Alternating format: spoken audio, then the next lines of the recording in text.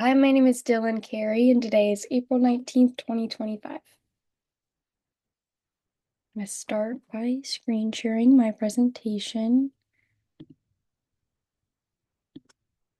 Oh, it's all the way down there.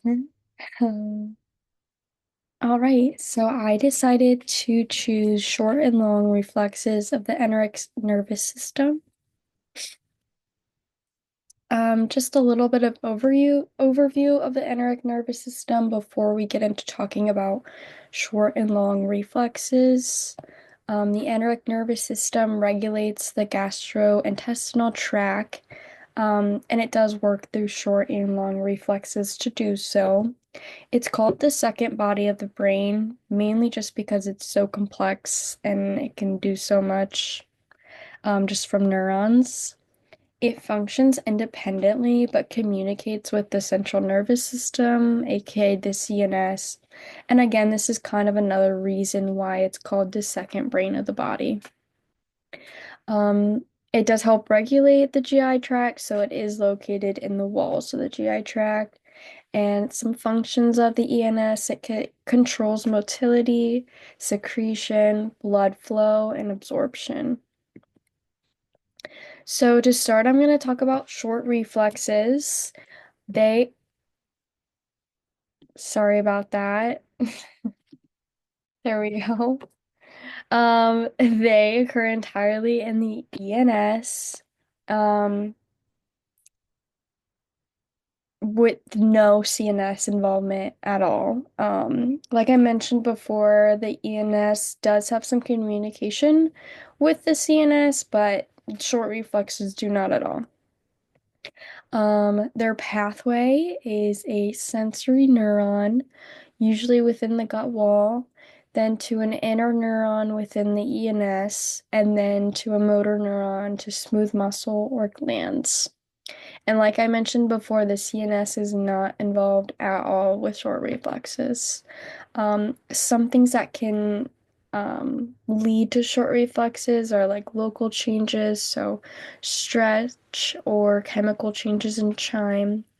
And then the response to the stimulus in short reflexes directly affects nearby smooth muscle or glands, like I mentioned in the pathway.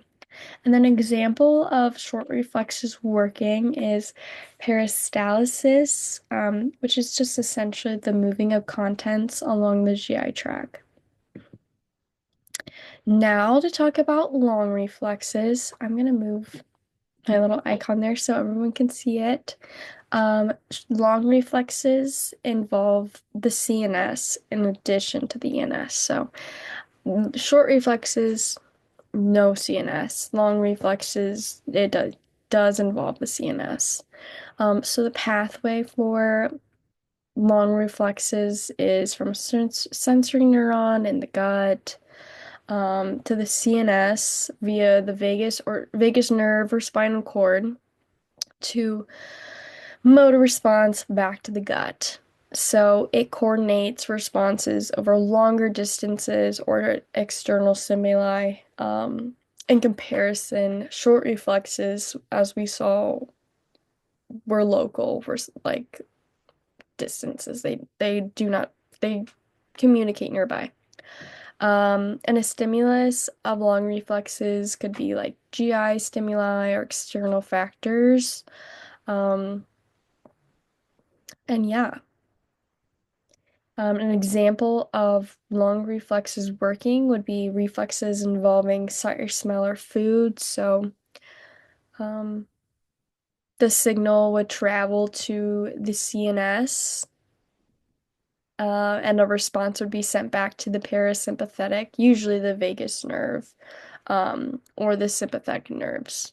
So essentially, here in this example, like smelling food activates the vagus nerve, and then it stimulates stomach acid secretion.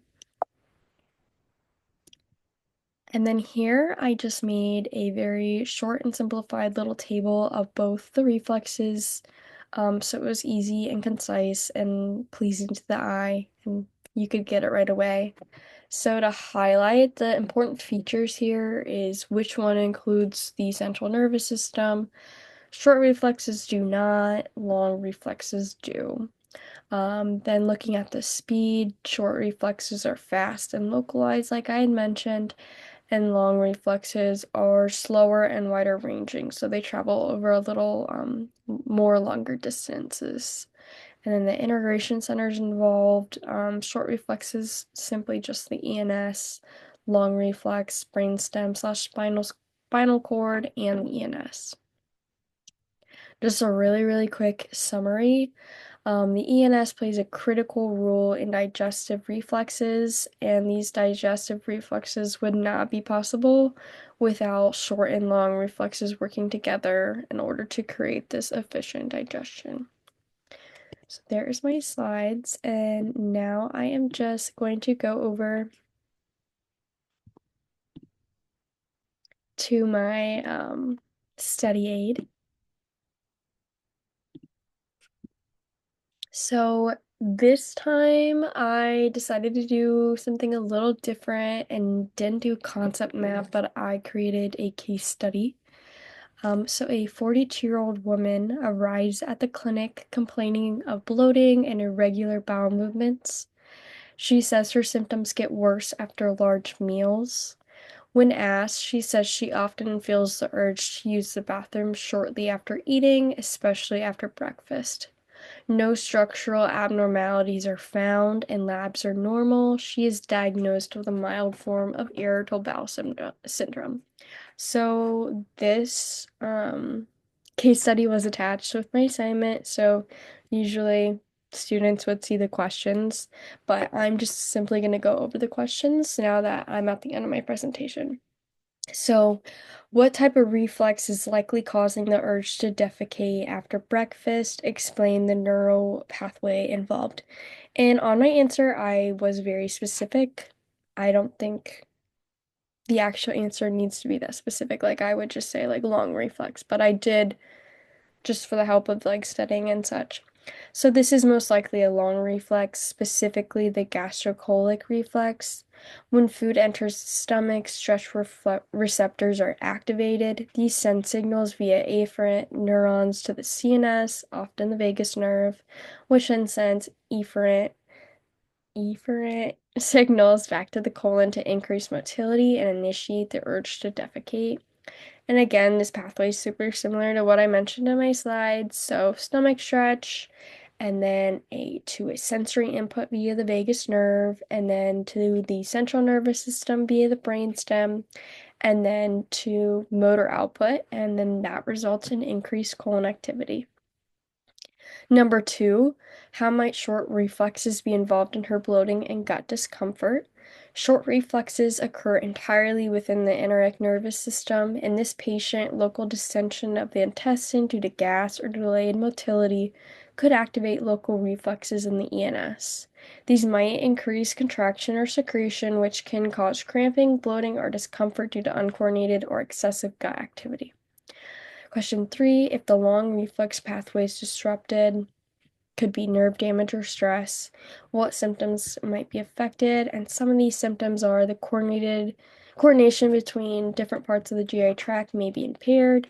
The patient might experience delayed gastric emptying, constipation, or irregular bowel movements. The gastrocolic reflex could be blunted or exaggerated, leading to either no defecation urge or an urgent uncomfortable response. Stress, which alters central nervous system processing, could worsen symptoms by disrupting vagal tone. And then for the last question, what treatments could potentially target the ENS reflex pathways in IBS? And some things I came up with were probiotics to support gut microbiota that can influence ENS signaling, antispasmodics to reduce smooth muscle overreactivity triggered by short reflexes, neuromodulators, for an example, like a low-dose antidepressant to regulate enteric nervous system and central nervous system communication, some dietary changes, just to reduce triggers for reflexes, and then stress management techniques like cognitive behavior therapy, which is a little extreme, on kind of a different a less stressed side, mindfulness to improve long reflex balance through CNS regulation. So that is all that I have. Thank you for watching.